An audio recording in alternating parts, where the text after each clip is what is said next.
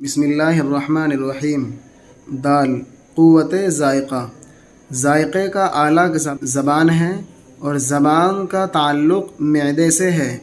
بلکہ زبان در حقیقت اس کا ابتدائی حصہ ہے جو غذا معدے میں جاتی ہے۔ اول زبان اس کا مزہ چکھ لیتی ہے اور جو مزہ پاتی ہے تلخ، شیریں، ترش، شور، تیز و تند وغیرہ،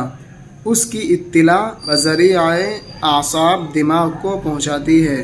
جب چیز کے ذائقے کا ادراک ہو جاتا ہے تو عقل اس امر کا فیصلہ کرتی ہے کہ وہ شے کھانے کے قابل ہے یا نہیں، لیکن غذا کی خوبی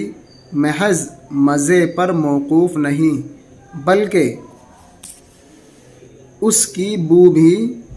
خوش آئند اور موافق طبع ہونی چاہیے، کیونکہ بد ذائقہ اور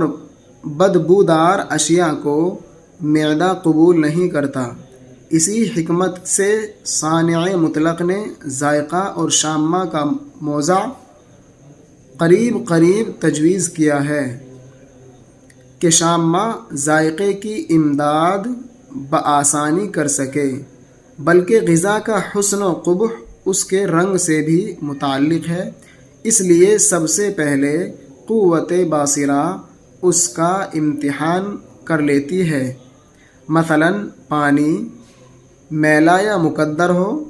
تو بغیر چکھے اور سونگے عقل اس کے ناطق بولنے والا صاحب عقل، نطق بولنے کی قوت گویائی، تلخ کڑوا، شیریں میٹھا، ترش کھٹا، شور کھارا،